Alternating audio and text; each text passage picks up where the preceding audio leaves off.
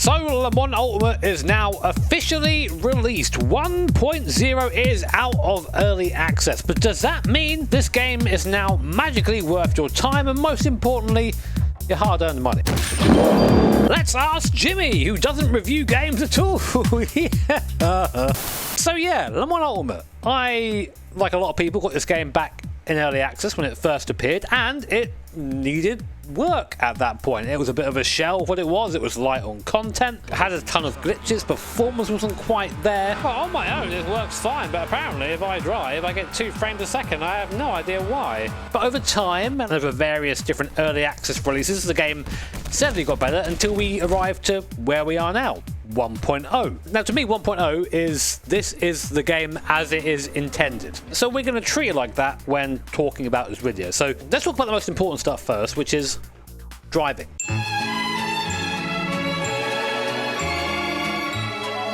And this to me is undoubtedly the biggest strength of this sim, is that it drives probably the best of any simulator on the market, in my opinion anyway. Oh my god.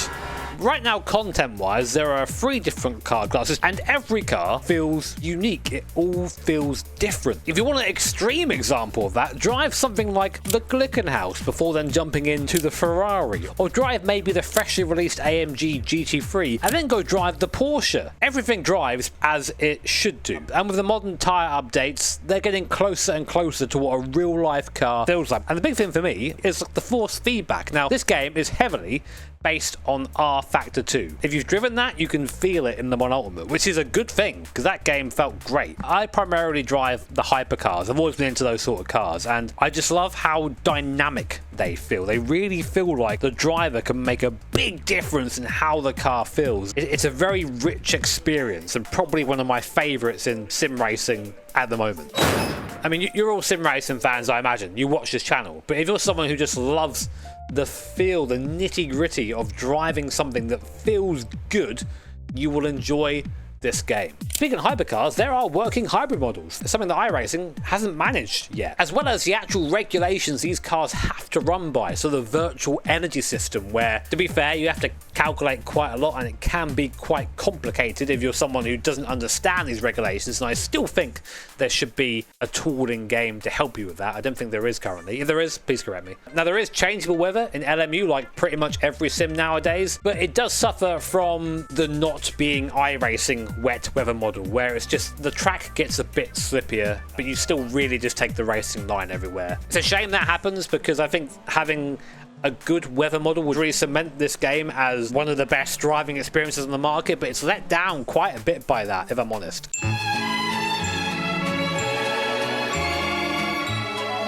In terms of presentation, graphically, I think the game looks great. I think it looks as good as a sim needs to look, really. It could look better. There are some instances where maybe it looks a little bit too saturated, a little bit cartoony, but otherwise, I think, like R Factor 2, this game nails things like day to night transition, or where the lights come on and you can see the luminance of the signs. That sort of thing is awesome, and it's something a lot of sims are missing at the moment. As I've played more sims, I think the presentation of a sim is super important, because it's all about immersing yourself in that environment. And it's why sometimes I have a hard time getting immersed in Richard Burns Rally, because you're driving through 4 or 5 pixels, you know, from a fan-made stage. Nothing wrong with that. The driving is great, but you are taken out of the world slightly by the fact everything looks like it's fucked. Now, some people have spoken about performance issues. I've seen other reviews of this game and other people saying they've had problems.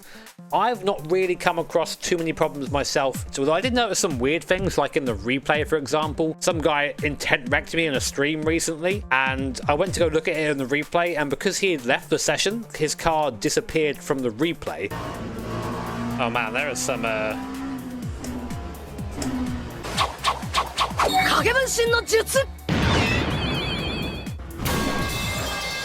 the hell? Wow.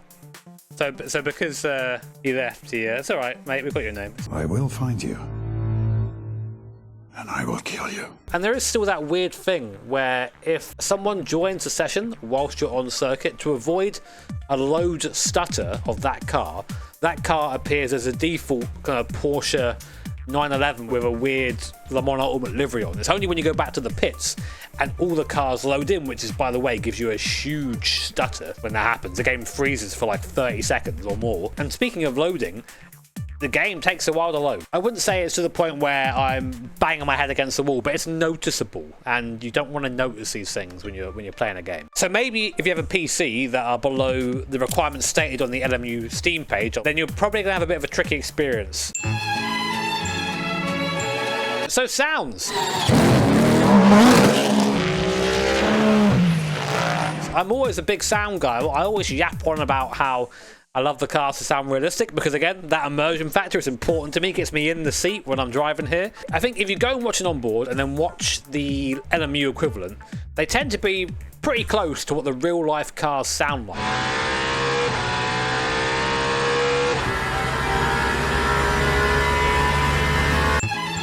But now let's talk about online multiplayer. Now, online multiplayer in LMU is the focus of the game.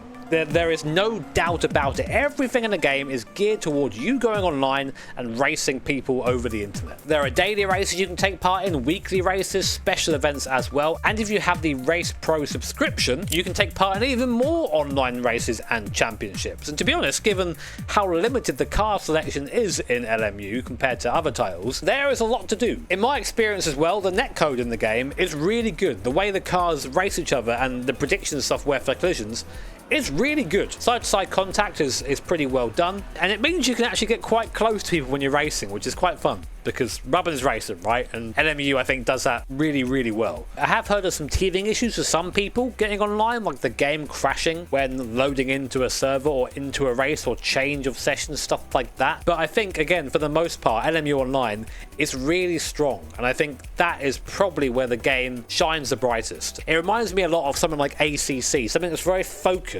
but does that thing very well. And LMU has definitely pivoted itself towards that goal. But in doing that, this release version of the game has very little single player, despite it listing single player on its Steam page. Now, technically, yes, that is true. You can do a race against AI, and the AI are good. I'd say 8 out of 10. Fun to drive, they're aggressive, sometimes a bit too aggressive, but they aren't pushovers. They don't just get out of the way like in other simulators. But at the moment, you can only do one-off races against the AI, which kind of sucks because this game is aiming to sort of encapsulate WEC, IMSA, ELMS. If I was someone who likes driving against the AI, I'd want the opportunity to do a season against them, and you can't do that currently. That is just not there, which for me is confusing because this is 1.0. That feature should be in the game, right? Now, I've heard the developers have said that that feature is coming in a future update, but why not now? I don't understand that. I also noticed the starting process online can be a little bit finicky sometimes. I've picked up a couple of penalties at the start of a race before because I'm trying to match what the game is telling me to do, but apparently that's driving erratically. Maybe I'm just really bad at the game, but for me, that shouldn't be something I get penalised for if I'm starting in the right position at the right speed. But to say a nice thing about single player is you do have the option to save your races mid-race. I think it's pretty cool because you can have a couple of friends round and do yourself a Le Mans 24 in one seat. That sounds like a really good time, actually. Let's also talk now about the online subscription model that LMU has. Some people don't like it, and I understand why, because it's more money. The guys at LMU are very quick to say that it is possible to race online without this. You're just restricted to the events you can do. However, a lot of the cool championships and series are locked behind a subscription-based model. And you basically have two choices: Race Pro or Race Pro Plus.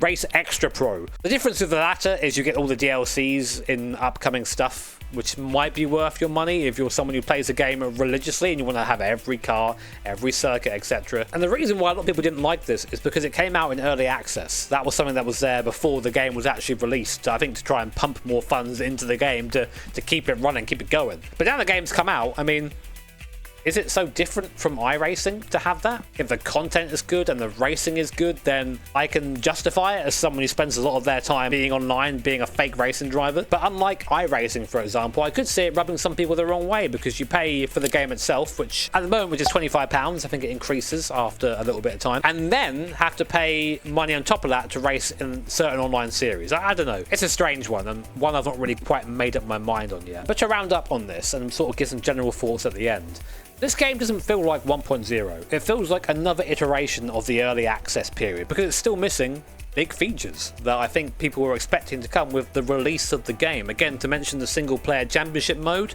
the career mode, which they are working on, but we've seen nothing from bar a screenshot. There's no online driver swap yet in 1.0. That's still waiting to come out, which I think is huge given we've been waiting for that for a very long time and is a core part of endurance racing. It means right now that you can't actually do a 24-hour race in Le Mans Ultimate, a game named after a very famous 24-hour race. Well, I guess actually no, you can, but you can't swap drivers.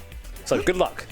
Get your nappies ready. The calling it 1.0 doesn't quite feel right to me. But should you buy it? If you like online racing and you're someone who's driven ACC loads or iRacing loads, then absolutely. This game is great online, it's a ton of fun, and whilst the longer races aren't really possible because of lack of driver swap, there are still plenty of events that run over 2 hours, single driver stints which require strategy, forward thinking, reacting to weather, all those things. I enjoy playing LMU and I'm looking forward to seeing where it goes in the future. But those are my thoughts on LMU. Do you agree? Let me know down below in the comments. Take care, have an awesome day. See you next time.